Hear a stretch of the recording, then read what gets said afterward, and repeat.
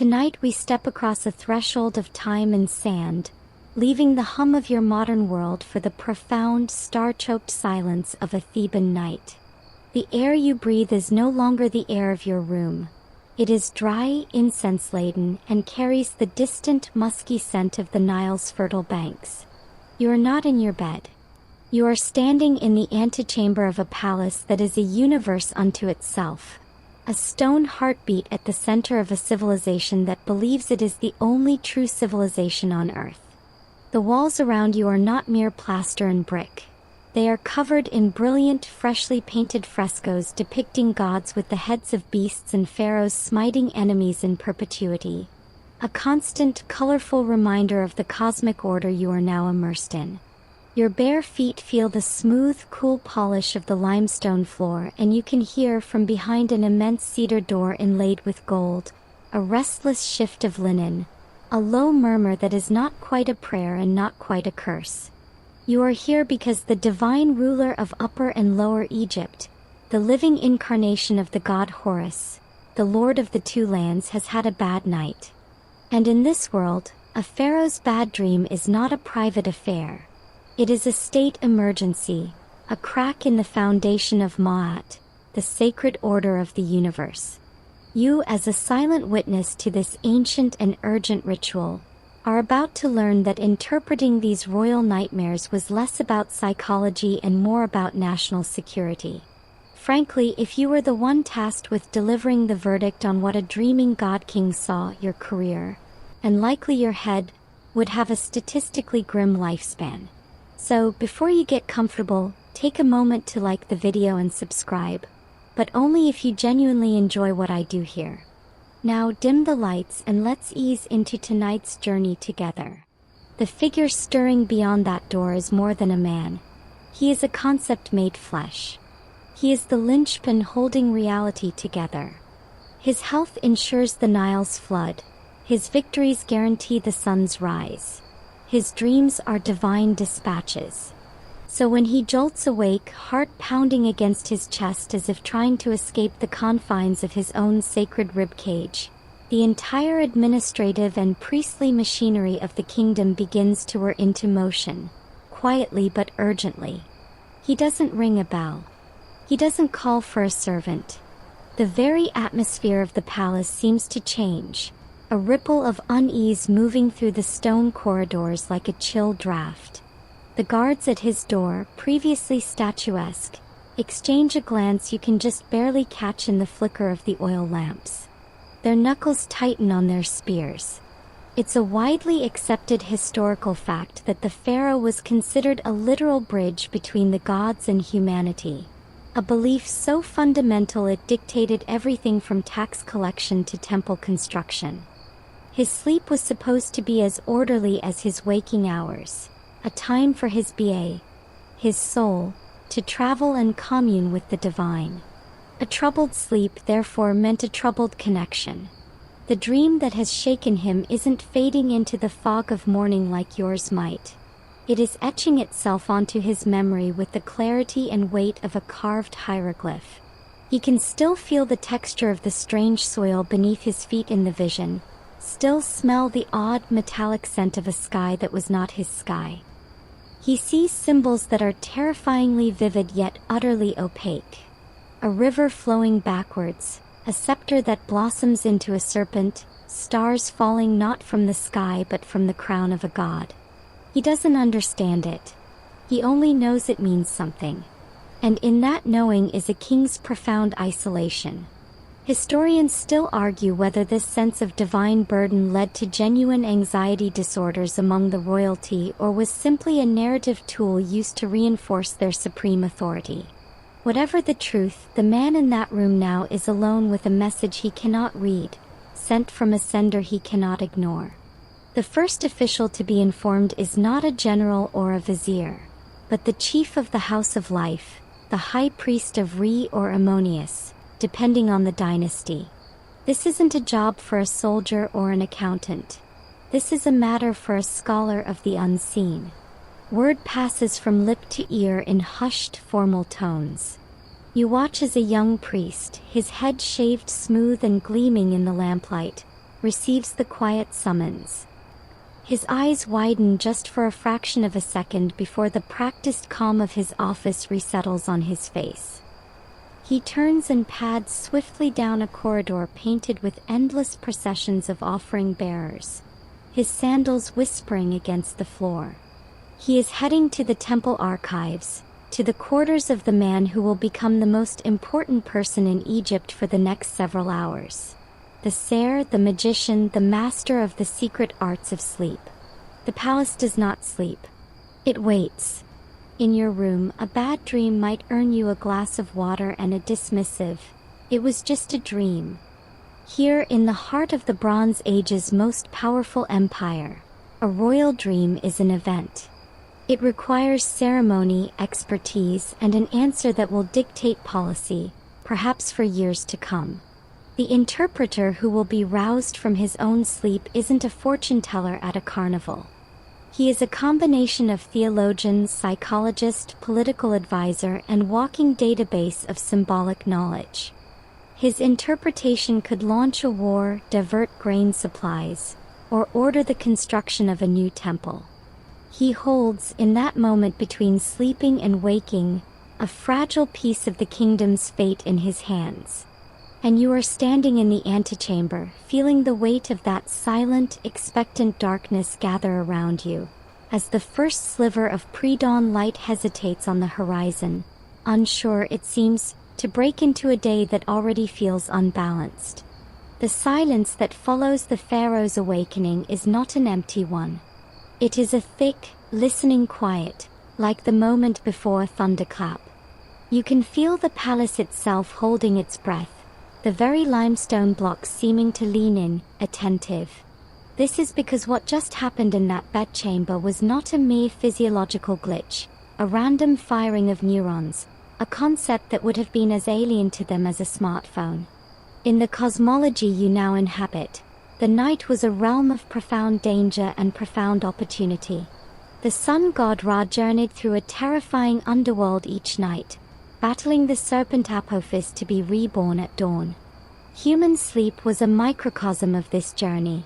When a person slept, their BA, the unique personality soul, and KA, the life force spirit, could travel, could see things beyond the veil of the mundane world. For an ordinary person, this might mean encountering a deceased relative or getting a vague hint about a buried object. But for the pharaoh, whose very essence was intertwined with the divine, his dream was a privileged, priority message on the cosmic hotline. It was a direct dispatch from a god, perhaps Thoth, the scribe of the gods, or Horus, the falcon-headed protector, or even the terrifying and enigmatic Set. The message was urgent, imperative, and encrypted in a symbolic language only the initiated could hope to decode. Ignoring it wasn't an option. To ignore a god's whispered warning was to invite chaos, Isfet, into the perfectly ordered world of Ma'at. A drought, a military defeat, a plague, these were not random tragedies. They were the direct consequences of a divine message being missed, misunderstood, or willfully ignored.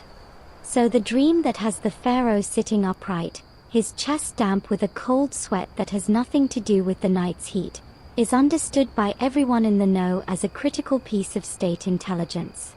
Think of it less as a nightmare and more as a vividly delivered diplomatic cable from a celestial foreign power, one whose whims dictate the fertility of your entire country. The content is classified, for royal and priestly eyes only. The delivery method is unorthodox, bypassing all normal channels of oracle or omen. The stakes are existential. This belief system created a unique and powerful role for the dream interpreter, elevating him far above a mere court functionary. He was a cryptographer of the divine, a translator for the gods. His job was to take this raw, terrifying, often surreal footage from the pharaoh's subconscious journey and subtitle it into a coherent policy directive. He wasn't asking, "How did that dream make you feel, your divinity?" He was asking, "What, precisely, did the god show you, in what order, and what were the exact colors, textures, and numbers involved. The precision mattered. A river of blood versus a river of red ochre paint could mean the difference between a prophecy of brutal invasion and a suggestion to repaint the temple doors. This leads us to one of the lesser-known, yet perfectly logical, extensions of this belief. Because these dreams were official divine communications, it was considered prudent, necessary, even, to keep records of them. The palace archives wouldn't just hold tax rolls and military reports. They would also house carefully copied accounts of significant royal dreams and their subsequent interpretations and outcomes. This was bureaucratic spirituality at its finest. If Pharaoh Amenhotep II dreamed of a two-headed vulture before his successful Nubian campaign, that dream and result pair became a data point. Future interpreters could cross-reference it. They were building a case law of the divine, a precedent ledger for dreams. Historians still argue whether these recorded dreams were genuine transcripts or later political inventions, crafted to legitimize a king's controversial decision after the fact.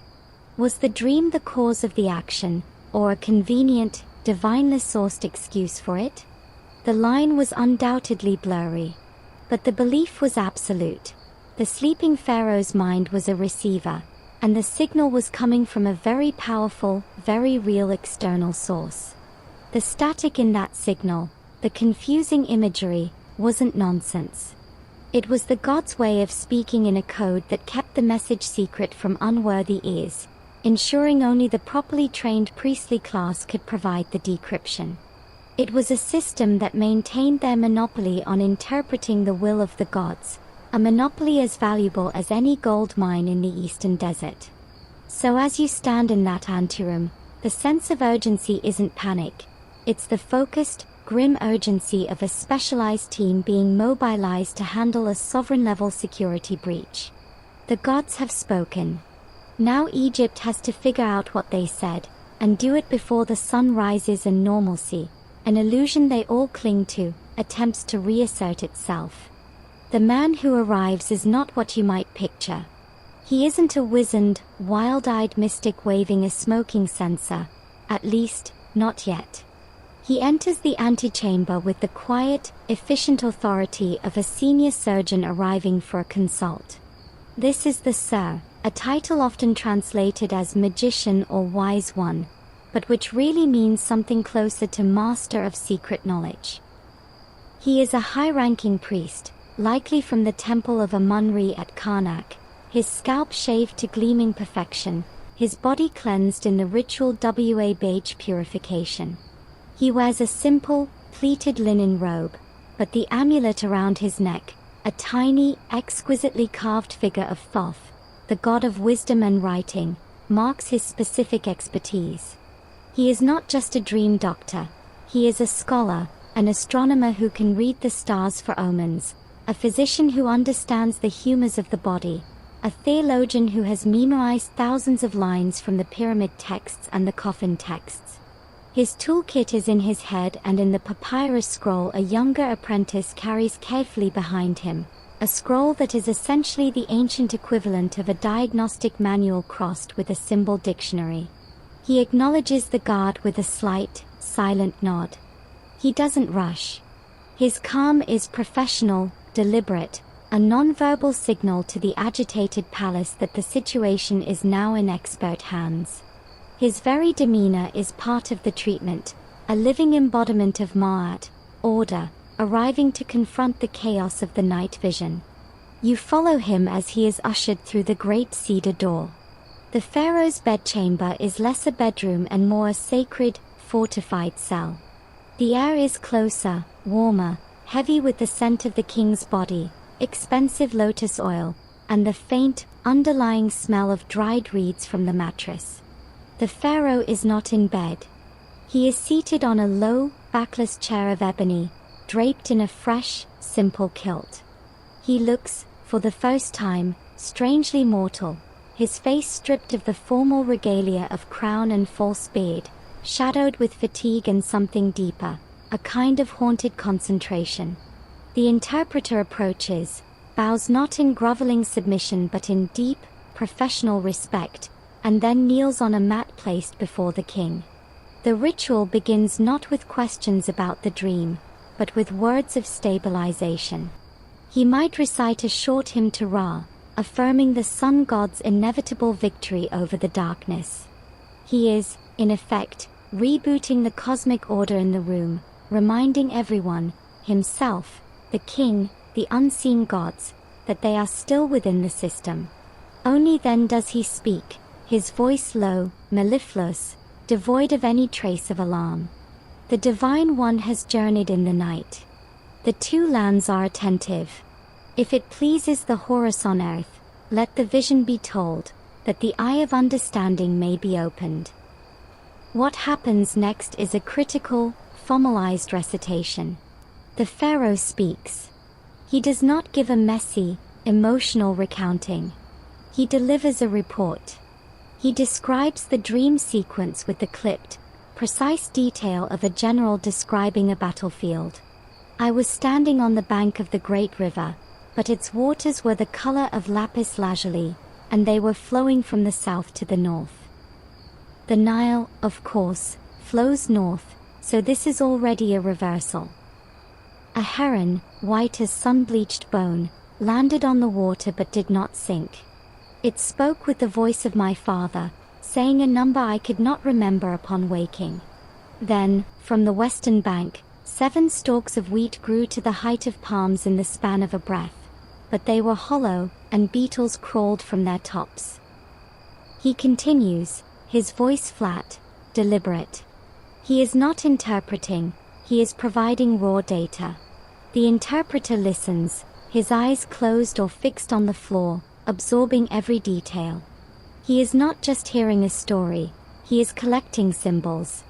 The river. The color lapis lazuli. The reversed flow. The heron. The white color. The paternal voice. The forgotten number. The 7 stalks. The hollowness. The beetles. Each is a discrete unit of divine information to be cross-referenced, weighed, and connected. He is like a master code breaker being fed a string of encrypted numbers, knowing that the meaning lies not in any single one, but in their specific combination and sequence. His mind is already flicking through the mental index of his training, the papyrus manual in his apprentice's hands, and the vast archive of myth and precedent. He is listening for the god's accent in the dream's grammar. The fundamental rule you must now understand, the core axiom of this entire ancient science, is that in the dreamscape of the gods, nothing is literal. A river is never just a river. A heron is never just a bird. A talking piece of furniture isn't a sign you've been spending too much time with artisan-grade cedar. Every element is a symbol, a cipher for something else in the real waking world of politics, nature, and human affairs. The interpreter's entire training is based on this symbolic language, a language as structured and learnable as hieroglyphs themselves. A cat might symbolize the protective goddess Batet, but it could also represent stealth, independence, or a specific district in the delta known for its feline populations, depending on the context of the dream and the dreamer's own life. The interpreter's genius, and his political survival, depends on knowing which translation to apply. So when the pharaoh describes a lapis lazuli river flowing backwards, the interpreter doesn't ponder hydroengineering. Lapis lazuli, a stone more precious than gold, imported from far-off Afghanistan, symbolizes the divine, the celestial, the realm of the gods. A river of it is a river of divine power. Flowing backwards, that is a reversal of the natural life-giving order. The symbol isn't about water. It's about a potential inversion of divine favor or royal authority. The talking heron, white as bone. The heron is associated with the Bennu bird, a creature of creation and rebirth, linked to the sun god. Its white color speaks of ritual purity, but also of emptiness, of death. It speaks with the voice of the king's father, the previous pharaoh, now a divine being himself. So this isn't a bird. It's a message from the royal ancestors, delivered through a symbol of resurrection, but colored by an ominous pallor. The forgotten number is particularly tantalizing, a precise divine datum that slipped through the net of waking memory. Historians still argue whether interpreters would ever dare to invent a plausible number to fill such a gap, knowing it could be the key to the whole puzzle. To suggest a number was to suggest a time frame, 7 years, 10 months, account of something that would define the prophecy's horizon. This symbolic decoding is where the interpreter moves from priest to poet, but a poet working with a deadly serious technical lexicon. The 7 hollow stalks of wheat are a classic example. Wheat is the staple of life, the foundation of the economy and of literal survival. 7 is a number of completeness, of cycles, 7 days in a lunar phase week. Hollow stalks are a symbol of blight, of outward promise with no inner substance. Beetles emerging from the top. The scarab beetle keeper is a potent symbol of transformation and rebirth.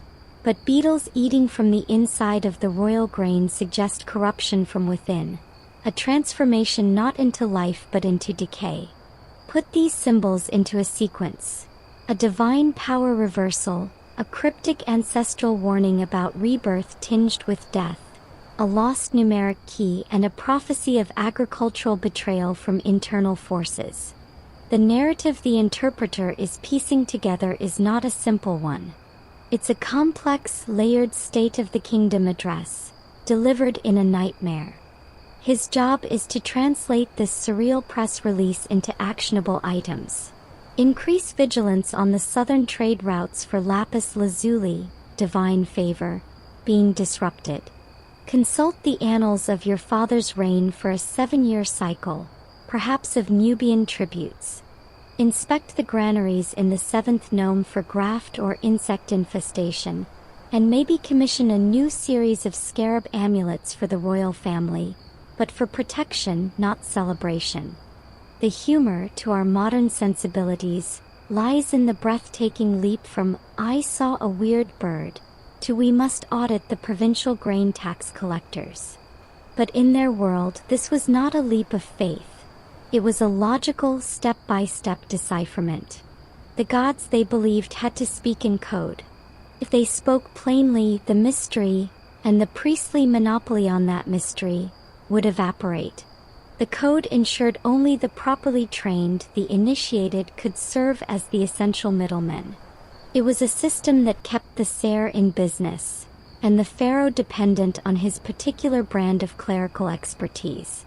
This is where the apprentice's papyrus scroll comes into play. The young priest unfurls it with practiced care on a low table, using polished stone weights to hold its corners. You glimpse the columns of elegant hieratic script, a cursive, faster-to-write version of hieroglyphs, and neat, red ink headings. This is a dream book, a practical manual for the working interpreter. It is not a book of prophecies, but a reference text, a field guide to the symbolic fauna of the sleeping mind. Its structure is brilliantly, bureaucratically logical. Dreams are categorized, often by theme: dreams about natural phenomena, dreams about animals, dreams about bodily functions, dreams about interacting with gods or the dead. Under each category, you have an "if you see" entry, followed by a "it means" prognosis. But here's the catch, and the thing that required true expertise. The prognosis was often starkly binary. If a man sees himself in a dream catching a great many fish, good. It means he will catch many thieves in his service. Conversely, if a man sees himself in a dream eating crocodile flesh, bad. It means he will be robbed by an official. The interpreter's skill lay in selecting the right entry and, more importantly, in adjusting its generic meaning to the specific, exalted person of the pharaoh and the monumental scale of his concerns. A dream of losing a single tooth predicting the death of a family member for a commoner might, for the pharaoh, predict the loss of a key ally or even a dynasty-ending catastrophe. Let's look at a few actual entries to get the flavor of this ancient dream decoding software. One widely accepted historical fact, drawn from surviving papyri like the Chester Beatty Dream Book from circa 1275 BCE, is the preoccupation with teeth. If a man sees his teeth falling out in a dream, bad. It means people dependent on him will die. Simple, grim, and to the point. But another, slightly more amusing and lesser-known entry shows the very domestic anxieties that could seep into the symbolic registry. If a man sees himself in a dream wearing a new loincloth, good. It means a promotion is coming from his superior. Imagine the relief. Or, if a man sees his bed catching fire, bad. It means his wife is stealing from him. The assumption of domestic treachery is just baked right in. These manuals reveal a society where every aspect of life, from digestion to wardrobe, was potentially a coded message. The interpreter, with the Pharaoh's specific dream narrative in his ears, would be mentally scanning these entries, not for a one-to-one match, but for conceptual parallels. The hollow wheat stalks might connect to entries about blighted grain or hollow reeds, which often signified deceit or weakness in one's supporters. The lapis lazuli river might connect to entries about precious stones, which could mean divine treasure or, in some contexts, hidden secrets. But the dream book was just the start, the basic vocabulary. The true language was fluency in myth and ritual. The 7 storks, for instance, would instantly call to mind the story of the god Osiris, who was tricked into a chest, a coffin, and cast into the Nile, a story of betrayal, death, and eventual resurrection. The number 7 might link to the 7 celestial cows, or the 7 Ethers who foretold destiny. The interpreter wasn't just looking up symbols, he was weaving a tapestry of intertextual divine references, using the dream book as his glossary, and the entire corpus of Egyptian religious literature as his narrative framework. Historians still argue whether these dream books were used as rigid, deterministic scripts or as flexible starting points for a more creative, politically nuanced interpretation. Was it more like following a medical textbook, or more like a lawyer using legal precedents to build a creative case? The truth likely lay in the middle, with the interpreter's authority resting on his ability to convincingly cite the text while tailoring its meaning to the urgent, unique needs of the crown. The scroll on the table was his anchor to tradition, his proof that he wasn't inventing things wholesale. But the complex synthesis happening in his mind, as he connects the Pharaoh's lapis river to a line from a hymn about the heavenly Nile, and then to a recent report of unrest in a lapis-supplying region, was where his real value, and his neck, was on the line. With the Pharaoh's report delivered and the symbolic raw data now hovering in the incense-thick air between them, the interpretation ritual moves into its next, more active phase. This isn't a quick analysis followed by a pronouncement. The interpreter understands that to truly decode the message, he must do more than think about the dream. He must, in a ritual sense, re-enter it. He signals to his apprentice, who produces a small bronze brazier. The interpreter takes pinches of resin, frankincense, myrrh from an alabaster jar and sprinkles them over the coals. A dense, sweet smoke immediately begins to curl upward, not just perfuming the room but changing its quality. This incense isn't air freshener. It's a boundary layer, a purification agent meant to drive away any chaotic spirits, isfit, that might have hitched a ride from the dream realm or that might cloud the interpreter's own divine insight. As the smoke gathers around the ceiling, painting the painted stars on the ceiling with a hazy veil, he begins a low rhythmic chant.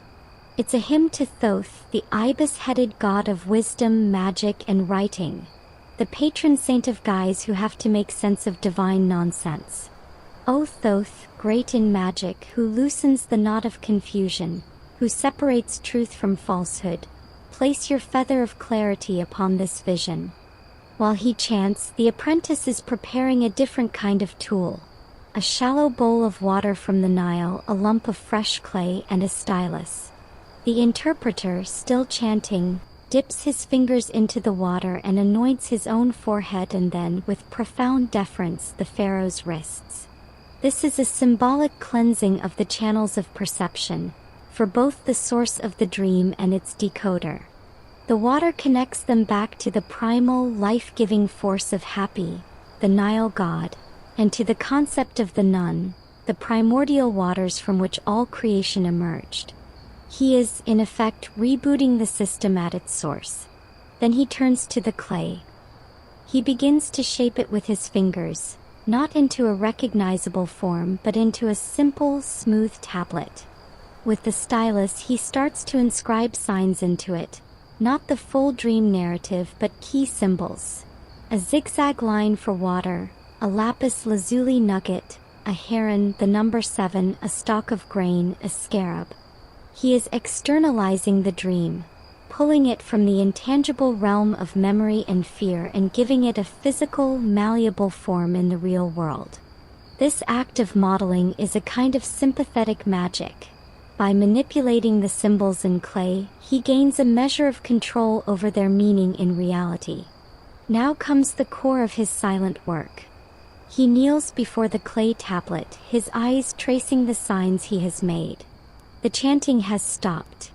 The only sounds are the soft hiss of the brazier, the distant cry of a real heron on the Nile, and the slow, even breathing of the pharaoh, who watches transfixed as the master works. The interpreter's mind is now a crucible. He is cross-referencing the clay symbols with the dream book entries with fragments of astronomical lore. Was the star Sirius Sopdet particularly bright last night? With recent events in the kingdom, was there a poor harvest report from the 7th nome? With the political tensions he knows swirl beneath the surface of the court, is a certain vizier growing too ambitious? He is looking for patterns, for echoes, for the fit. He isn't just finding a meaning. He is constructing the most plausible, most actionable, and most theologically sound meaning. This is a high-wire act of intellect, intuition, and politics. The correct interpretation is not necessarily the one that is spiritually truest, but the one that best serves the stability of the kingdom, and by extension the priestly hierarchy that supports it.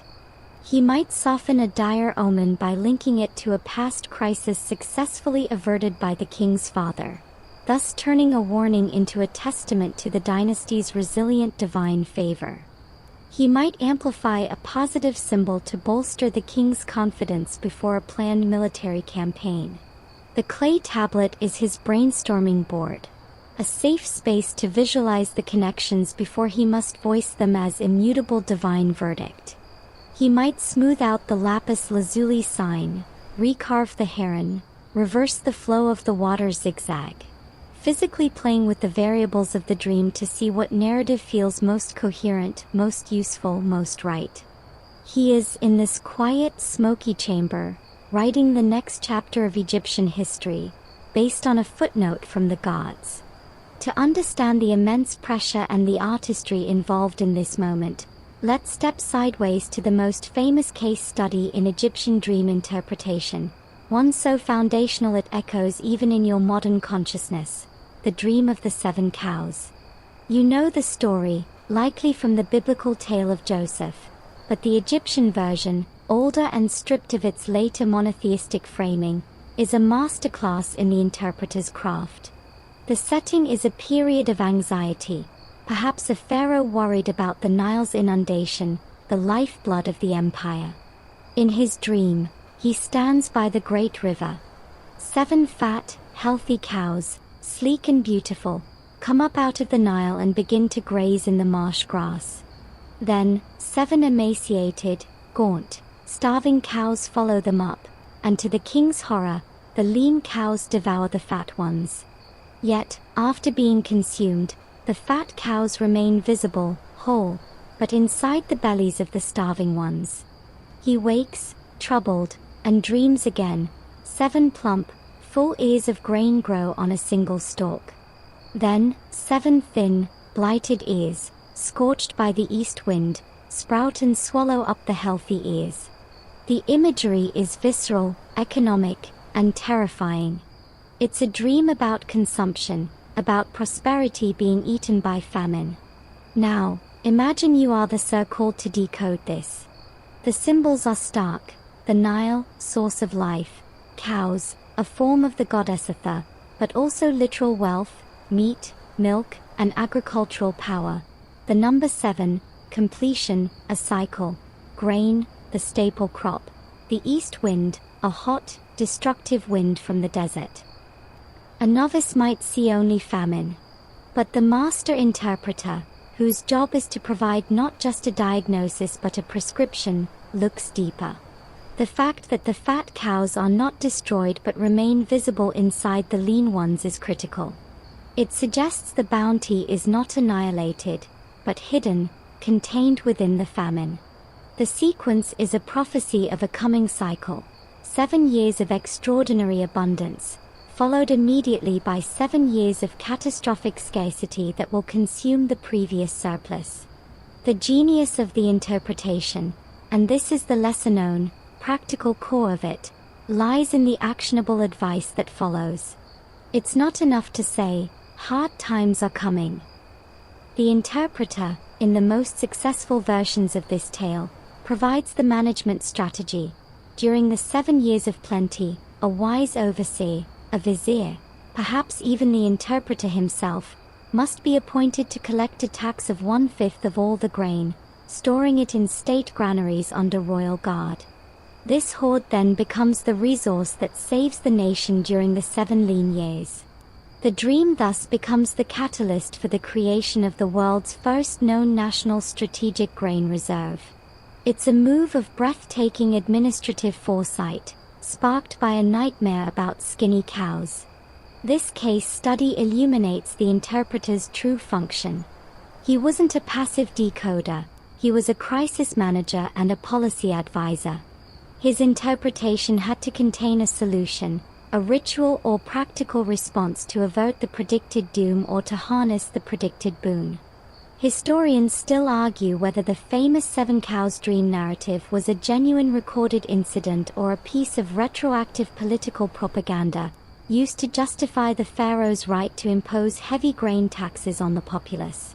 Don't complain about the royal tax collectors emptying your silos, the story implies. They are saving you from a divine prophecy of famine, delivered directly to the God King in his sleep. Either way, it perfectly demonstrates the ideal outcome of the process. A troubling, chaotic vision is transformed into a clear, orderly administrative plan that reinforces royal authority and priestly indispensability.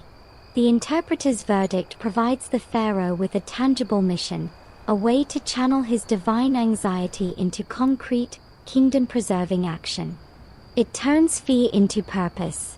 So, as our interpreter in the Theban bedchamber finally opens his eyes, looking from his clay model up to the expectant face of his living God, he knows he must deliver more than a meaning. He must deliver a roadmap. The lapis lazuli river, the bone-white heron, the hollow wheat, they are not just puzzles. They are the God's way of handing the king a to-do list. The interpreter's job is to read that list aloud, in a voice that sounds utterly certain, and preferably, to suggest the first actionable item before the morning's first official audience begins. The interpreter does not simply turn to the pharaoh and casually deliver his findings. The pronouncement of a royal dream's meaning is a piece of high political theater, a carefully staged event designed to transform a private, vulnerable nocturnal moment into a public reaffirmation of divine kingship. The interpreter rises, his knees cracking faintly after the long period of kneeling, a tiny, human sound in the profoundly charged room. He bows his head again, not in submission, but as a performer collecting himself before the final act. If it pleases the Horus on earth, the vision has been made clear. The gods have spoken of matters concerning the 2 lands. It is fitting that the court attend, that the order revealed may become the order enacted. This is the cue. The pharaoh, his regal composure fully restored now that the mysterious weight of the dream is being lifted from him and formalized by an expert, gives a slight nod to a steward who has been waiting, invisible in the shadows by the door.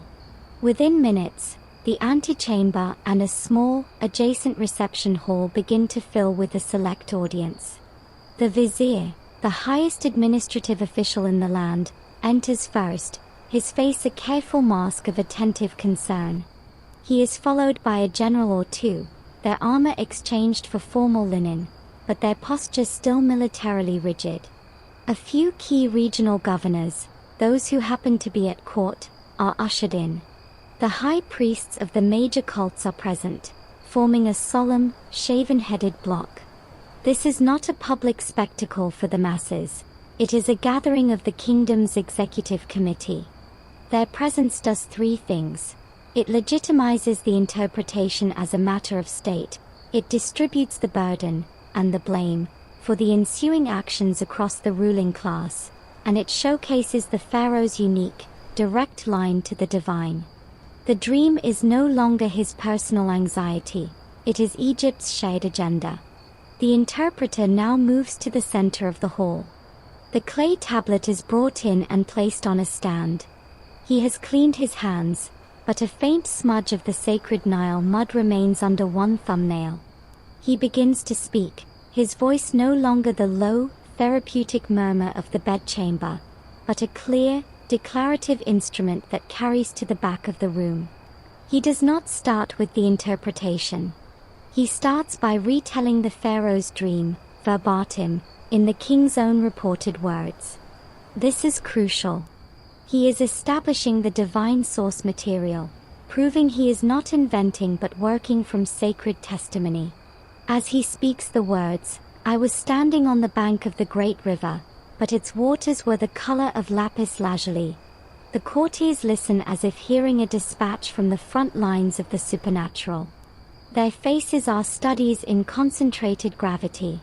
You can see them unconsciously storing each symbol, trying to decode it themselves before the master reveals the answer, a silent, competitive game of divine Sudoku happening behind respectfully lowered eyes. Then, the interpreter shifts. Thus spoke the god through the vessel of the king's sleep. And the eye of Thoth has seen its true shape. He now walks them through it, symbol by symbol, connection by connection, just as he did in his own mind. But his explanation is no longer a brainstorming session. It is a polished lecture, a legal brief delivered to the divine court. He links the Lapis River to the celestial Nile that flows around the mound of creation. He connects the white heron to a specific epithet of the king's father found in the funeral texts at his pyramid complex. The forgotten number? He might, with breathtaking audacity, suggest 1, perhaps 5, linked to the 5 titular names of the pharaoh himself, implying the message is about the integrity of his own royal person. This is where the lesser-known, slightly amusing reality of court politics peeks through. The interpreter's verdict would almost certainly be crafted to flatter the king's agency while warning of external or internal threats. The hollow wheat and beetles might become a metaphor for minor officials in the granary administration whose corruption eats at the stalk of royal bounty from within, conveniently providing the vizier with a scapegoat and a clean-up operation to launch. The general might get a nod about the need to guard the southern routes, the source of lapis, from the covetous glances of the wretched Cushites. Everyone in the room gets a role to play, a divinely sanctioned task. The nightmare is bureaucratized. The chaos is given a memo and a budget. By the time he finishes, the terrifying, surreal dream has been transformed into a sober, actionable government policy document, blessed by the gods and delivered through the impeccable scholarship of the priesthood. The pharaoh rises. He thanks the interpreter not with effusive praise, but with a solemn, regal acknowledgement. The crisis of the night is over. The work of the day, freshly defined by the gods themselves, can now begin. The intense high-stakes drama of the royal bedchamber was the pinnacle of the dream interpretation craft. But it was not the whole story. For every pharaoh's nightmare, there were 10,000 commoners tossing on their rough linen pallets, troubled by their own visions. The divine hotline was not exclusive to royalty. The gods, in their abundance or their indifference, could send messages to anyone. But you, an average farmer, potter, or merchant, didn't have access to the master of the secret arts. You couldn't summon a priest from the house of life to your mud brick dwelling to ponder your dream of a lost goat or a talking beer jar. Yet the need to understand, to seek comfort or guidance, was just as real. So where did you go? You went to a local shrine, a wayside chapel dedicated to a merciful god known for listening. Often a deified hero or a god with a reputation for healing and oracles, like the deified architect Imhotep or the goddess Hathor in her nurturing aspect. This was dream interpretation for the masses. More affordable, more accessible, and significantly less politically fraught. The process was charmingly direct. You would prepare a small offering, a loaf of bread, a bunch of onions, a clay figurine, and travel to the shrine, often situated on the outskirts of a town or near a sacred spring. You'd present your offering to the local wab priest, a lower-ranking cleric who managed the day-to-day upkeep of the shrine, not a scholar of the dream books. You'd then seek a state of ritual purity, perhaps washing your face and hands in a basin provided. As night fell, you would enter a special chamber attached to the shrine, a sanatorium or incubation room. Here you would lie down to sleep on the floor, hoping the resident deity would visit you in a dream and either provide a cure for an illness, answer a question, or clarify that confusing dream you had earlier in the week. This practice, called dream incubation, was the commoner's DIY approach to divine communication. You weren't bringing a recorded dream for analysis. You were going to the source for a fresh, hopefully clearer download. If you received a dream in the shrine, you'd report it to the priest in the morning. His interpretation was likely far more straightforward and literal than the palace version.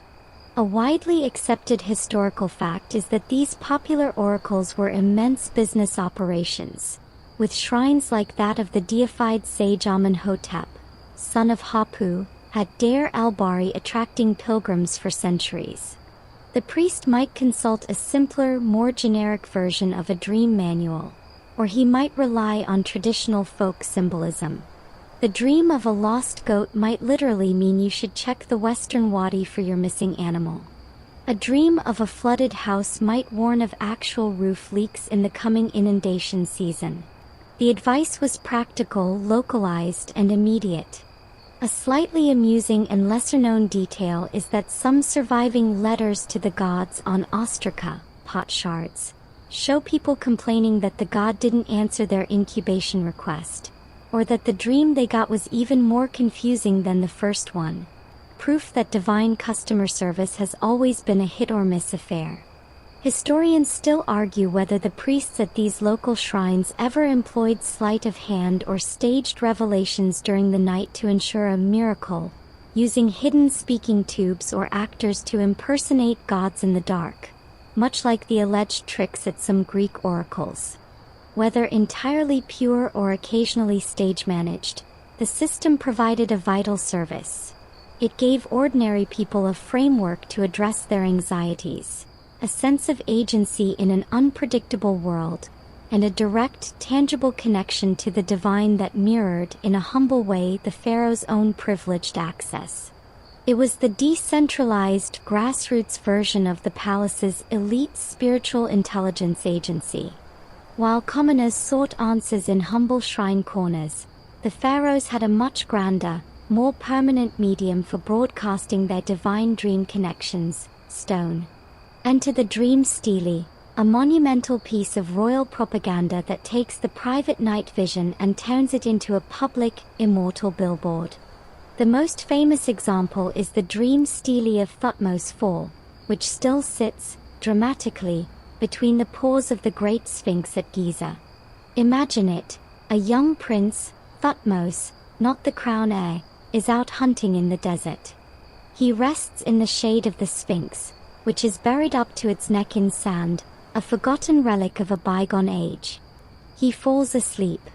In his dream, the Sphinx, actually a form of the sun god Harmaches, Horus in the horizon, speaks to him. The god complains of his neglected, sandy state and makes a deal. Clear away the sand that imprisons me, and I will make you Pharaoh. Thutmose wakes, obeys with zeal, and, lo and behold, the unlikely succession comes to pass. He becomes Pharaoh Thutmose IV.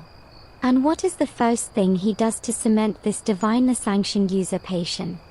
He commissions a large granite slab telling this very story, in glorious hieroglyphs, and erects it right at the Sphinx's chest for all to see, or, more accurately, for all the literate elite and priests to read aloud to others. This stele is a masterclass in political spin, using the established cultural language of dream interpretation to legitimize a potentially controversial power grab. The message is brilliant. My rule was not ambition. It was a divine contract, negotiated in a dream, with the most iconic monument in Egypt as my witness. The interpretation is built right into the narrative. The god states his terms plainly, no cryptic symbols needed. This is dream interpretation stripped of all ambiguity, retrofitted for clarity and maximum political impact. It's the ultimate "the gods told me to do it" excuse, carved in something far more permanent than papyrus. The dream stele served multiple purposes. It justified Thutmose's rule, it recorded a pious act, restoring a monument, it linked him to the ancient, semi-mythical past of the Sphinx's builders, and it reminded everyone that the current pharaoh had a direct, chatty relationship with the gods. It turned a personal dream, conveniently dreamt by the only witness, into the foundational myth of his reign. But we must look at this with a modern, skeptical eye, or with the eye of a rival prince who got sandbagged out of the succession. Historians still argue fiercely over the historicity of Thutmose's dream. Was it a genuine spiritual experience? A clever fabrication after the fact? Or perhaps a bit of both? An ambitious prince, dozing in a potent, atmospheric location, had a vivid, suggestive dream that his advisors later amplified into a full-blown divine mandate? The lesser-known, fascinating twist is that the Sphinx was likely already an object of a local cult, and clearing it might have been a popular move with the priests and people of nearby Memphis. The dream provided the perfect, unimpeachable reason to devote state resources to the project. It's a perfect case of the machinery of dream interpretation being used not to decipher an alarming mystery, but to generate a useful one. The stele isn't a record of a solved problem, it's the creation of a founding legend. It shows how the very concept of the royal dream could be weaponized, moving from a reactive tool for crisis management in the palace to a proactive tool for legacy building in the desert. Every visitor to Giza who saw that stele received the same message. This king's authority is literally set in stone, and it was authorized by the Sphinx itself, in a dream. It's hard to argue with granite. To become the man who stands in the pharaoh's bedchamber, or even the priest at a local shrine, required a lifetime of disciplined initiation. The path to becoming a seer, a master of secret knowledge, was not a weekend seminar. It was a decades-long immersion in the most exclusive intellectual and spiritual curriculum in the ancient world, centered on the institution known as the Parank, the House of Life.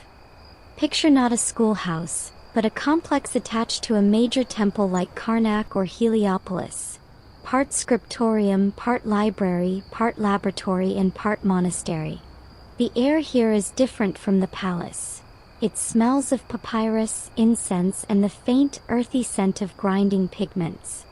Here, young boys from priestly families identified as bright and devout would begin their training. Their heads were shaved. They slept in sparse cells. Their days were governed by ritual purity laws and an unending cycle of memorization, copying, and study. The core of their education was the written word, but not as we know it. They learned hieroglyphs, the gods' words, a complex system where a single sign could be a sound, a concept, or a determinative to clarify meaning. They then mastered hieratic, the flowing cursive script used for administrative and literary texts on papyrus. Fluency in these scripts was just the key to the library. They would spend years copying sacred texts. The pyramid texts, the coffin texts, eventually the Book of the Dead. They weren't just copying words. They were absorbing a vast, interconnected map of the universe, its gods, its geography of the afterlife, and its symbolic relationships. A student learning a hymn to the Nile wasn't just learning poetry. He was learning the 99 names of Hapi, the god of the inundation, and the correlation between the river's phases and the movements of the star Sirius, Sopdet. This was the database he would later search when a pharaoh dreamed of a colored river. Astronomy was a critical subject, as the stars were the visible clockwork of the gods, and dreams were believed to be influenced by celestial conditions. Medicine was also part of the curriculum, as the body's humors were thought to affect the clarity of one's dream visions. But where did one learn the specific art of oniromancy, of dream interpretation? There were likely specialized texts, manuals beyond the basic dream books, that were considered advanced, even secret knowledge. A widely accepted historical fact is that these temple libraries were repositories of incredibly specialized treatises on everything from snakebite cures to temple construction rituals. A master interpreter would have had access to scrolls that cross-referenced dream symbols with omens from bird flights, with the meanings of unusual births in the royal zoo, and with historical annals of past dreams and their outcomes. The student's job was to internalize this vast cross-referential web of knowledge until it became second nature. He would practice by interpreting the recorded dreams of past kings, or by analyzing the dreams reported by lesser priests and temple workers, building his intuitive muscles. He would also learn the ritual tech, the correct incantations to Thoth, the proper way to prepare a clay tablet, the specific incense blends for cleansing dream space, the gestures that invited clarity. It was a holistic education that fused rigorous scholarship with ritual practice, all aimed at creating a human bridge between the clear, ordered world of the temple texts and the chaotic, symbolic world of the divine dream. A lesser-known, slightly brutal detail of this training was the sheer physical and mental endurance required.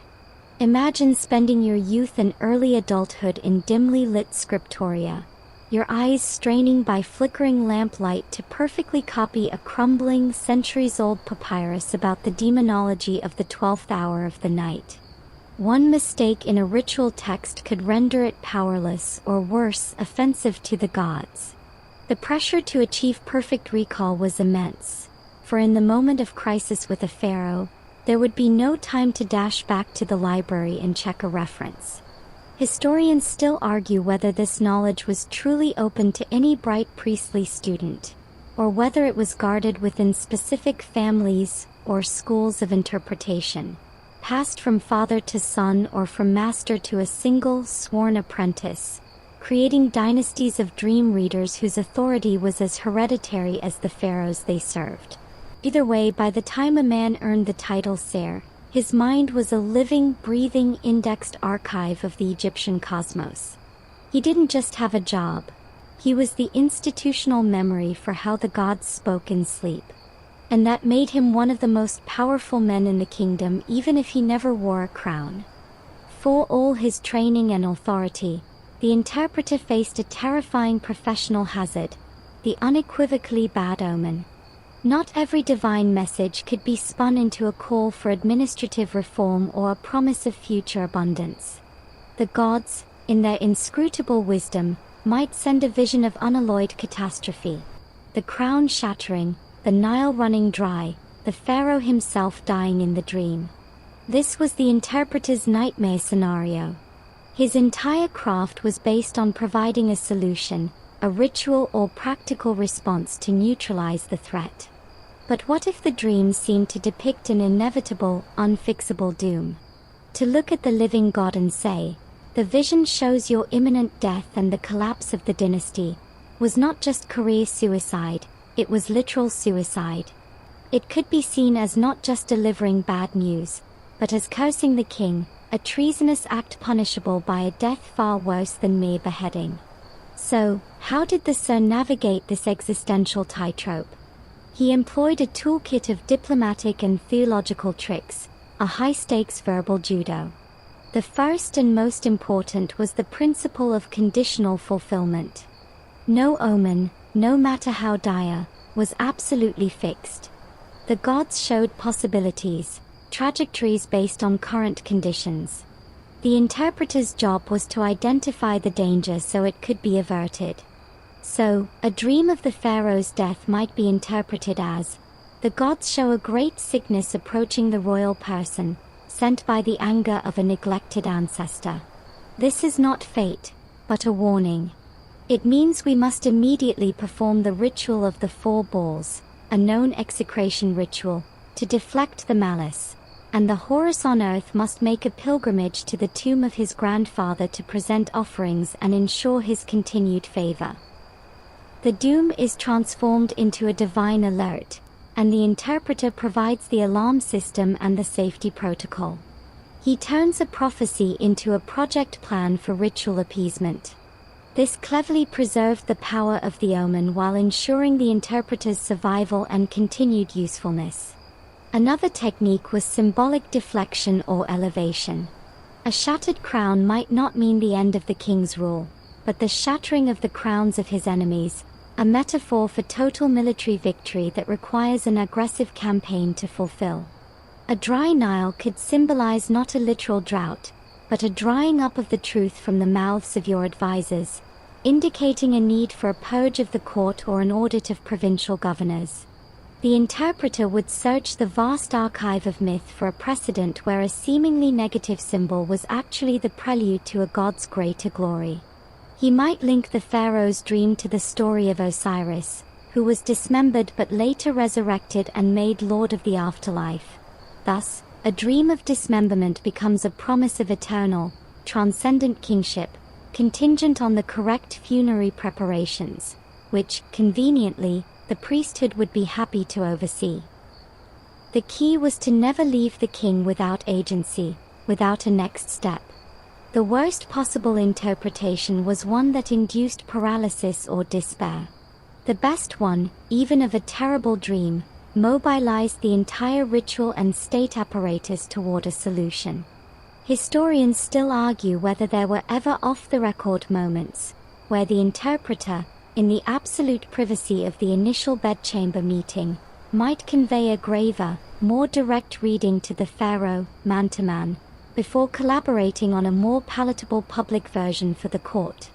Was there a secret tier of interpretation, reserved for the god-king's ears only? It's plausible. The lesser-known, grim reality is that evidence exists of courtiers and priests being punished for delivering unwanted omens.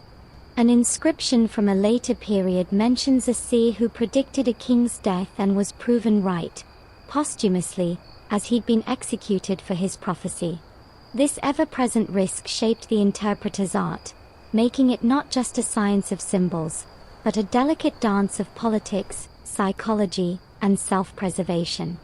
He had to be honest enough to the divine message to maintain his credibility with the gods and his own conscience, but savvy enough to frame that honesty in a way that kept his head attached to his shoulders and the kingdom focused on actionable hope. It was, perhaps, the most psychologically complex job in the ancient world. To fully appreciate the Egyptian approach, it's useful to glance over the garden wall and see how their neighbors dealt with dreams. This isn't a D2, it's a way to highlight, by contrast, what made the pharaoh's interpreters so distinct. Let's travel east to Mesopotamia, the land between the Tigris and Euphrates.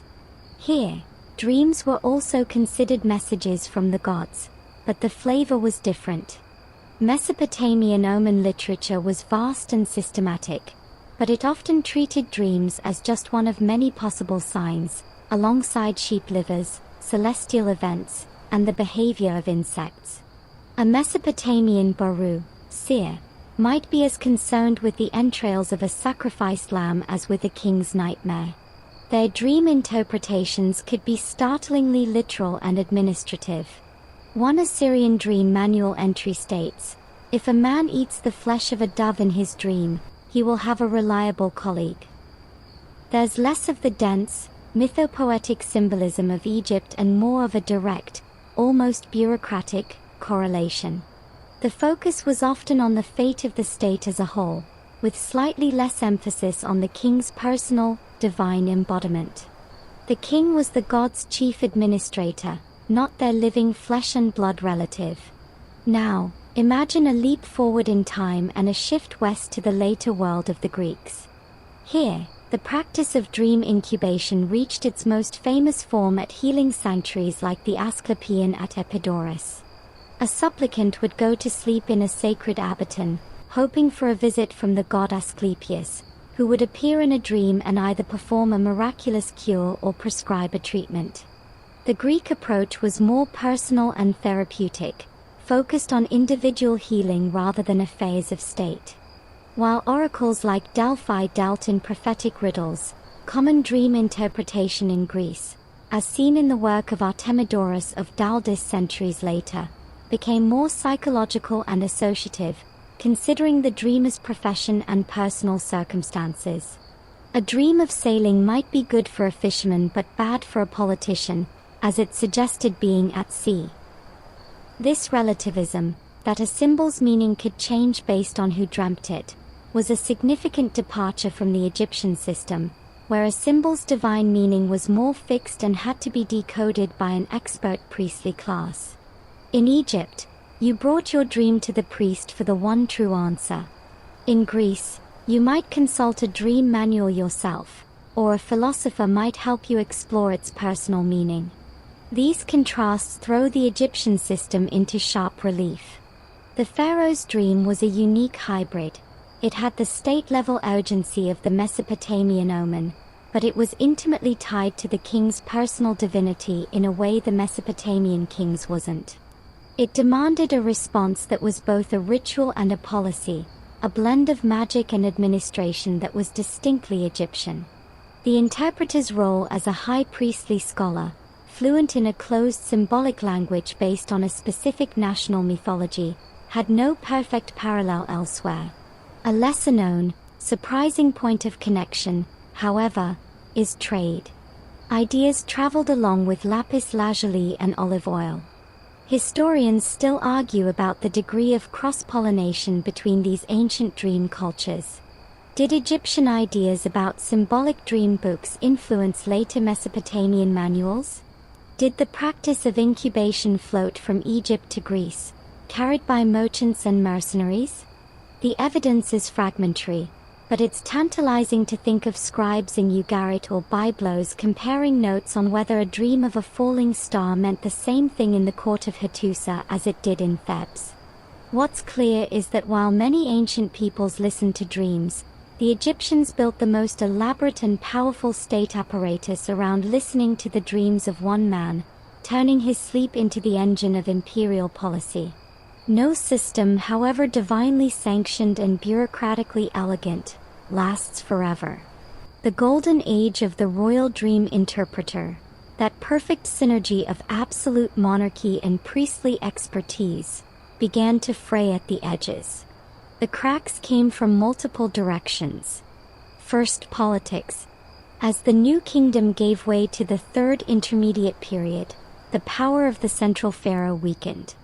Rival dynasties in the Delta, the growing, suffocating influence of the Ammonius priesthood in Thebes, who essentially became kingmakers, and the rise of Libyan and Nubian military elites diluted the singular authority of the Horus on earth. If there are multiple men claiming to be pharaoh, or if the real power sits with a general or a high priest behind the throne whose dreams matter, the divine hotline gets a busy signal, or worse, multiple conflicting voicemails. The interpreter's verdict, which once moved mountains of grain and armies, now risked being just one opinion in a fractious court, or worse, a political weapon used by one faction against another. The dream's power relied on a universally accepted, singular royal recipient. Without that, its authority as a state-shaping tool diminished. Then came the conquerors. The Assyrians, then the Persians, then finally Alexander the Great and his Ptolemaic successors. These foreign rulers had their own methods of divination and their own gods. A Persian Shahanshah might humor the local Egyptian priesthood and listen to an interpretation for political show. But he wasn't going to base his imperial policy on a dream decoded from the Osiris myth. He had magi and their own sacred fires to consult. The Ptolemies were Hellenistic Greeks. They might adopt Egyptian trappings for legitimacy, including building temples and participating in rituals, but their mindset was Aristotelian and administrative. They favored Greek-style oracles and logic. The role of the native Egyptian seer shrank from being a key advisor to the god-king to being a curious relic, a keeper of local folklore, perhaps retained for ceremonial purposes or to deal with the dreams of the native population, but not for affairs of the imperial state. The divine dispatches were now being sent to a different headquarters, and they were written in a different spiritual language. Finally, and most profoundly, the gods themselves began to change. The slow influx of Greek ideas, the rise of philosophical schools that questioned the nature of the divine, and eventually the creeping spread of Christianity and other mystery cults introduced new concepts of the afterlife, the soul, and how the divine communicated with humanity. In these new systems, dreams could be personal temptations from demons or allegorical spiritual lessons, or visitations from a single universal god, not coded administrative memos from a pantheon of animal-headed deities tied to a specific river and kingdom. The entire symbolic universe that the interpreter had spent his life mastering, the language of the heron, the scarab, the lapis lazuli Nile, was becoming a dead language, its references no longer the living breath of the culture. The House of Life libraries crumbled, were burned, or were left to rot. The last priests who could read the old dream books with fluency died without apprentices to pass the knowledge to, the long, unbroken chain of training finally snapping. Historians still argue about the precise moment the tradition can be said to have ended.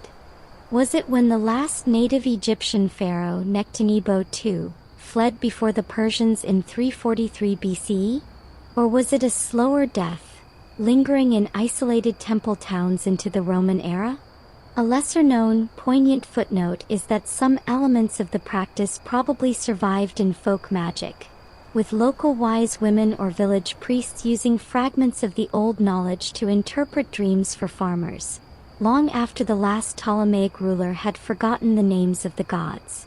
But the formal, institutionalized role of the pharaoh's dream interpreter, that potent blend of priest, politician, and psychologist, was a creature of a specific, irrecoverable world.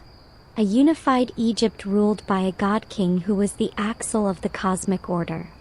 When that world shattered, the role lost its reason for being, fading from a central pillar of statecraft into a forgotten curiosity, buried deeper than any tomb in the sand of shifting beliefs.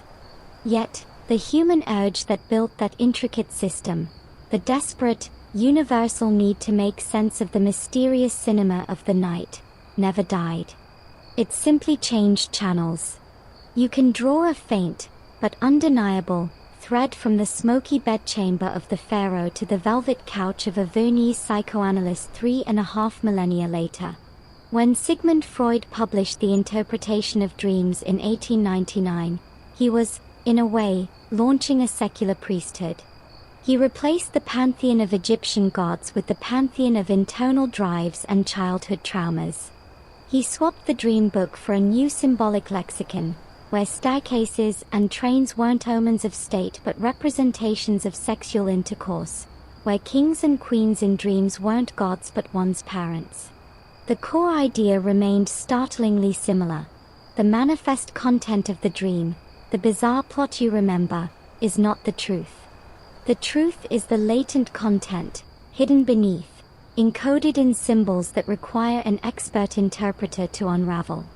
Freud, like the Sir, believed dreams were messages from a hidden, powerful realm, the unconscious, that needed decoding to understand the psyche's, or the kingdom's, true state. He even had his own version of the forgotten number problem, obsessing over the trivial details of a dream as the key to the whole puzzle.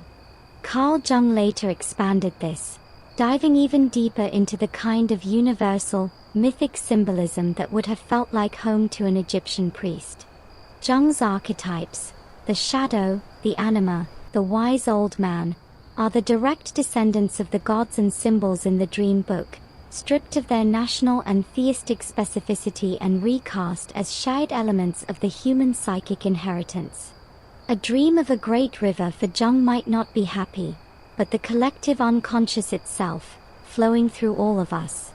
The interpreter's couch became the new incubation chamber, a safe, ritualized space where the dream could be spoken aloud and, through the dialogue with the analyst, be purified and understood, its chaotic power integrated into the waking self.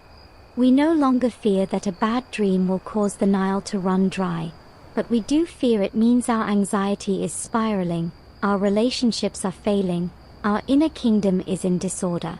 The interpreter is still there to help us restore Ma'at, only now we call it mental equilibrium. So, what are we to make of this long journey from the divine to the psychological? It shows that while our frameworks for explanation evolve, from theology to philosophy to science, the fundamental experience of the dream, its power to awe, terrify, and intrigue, remains a constant of the human condition. The Egyptians externalized the source, we internalized it. They saw a coded cable from the gods, we see a coded cable from our own neural networks. Historians and psychologists still argue whether either framework is true in an objective sense, or whether both are simply the best maps their cultures could draw for a profoundly unmappable territory. The lesser-known, humbling thought is this: the Egyptian system, for all its complexity, was ultimately optimistic.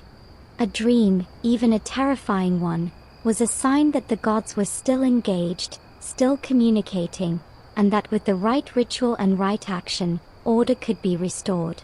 Our modern, psychological view can sometimes feel more isolating. The gods are gone, and the message is from the often dark corners of our own minds. Yet, the goal is strangely parallel: to find meaning, to regain control, to translate the night's mystery into a guide for the day ahead.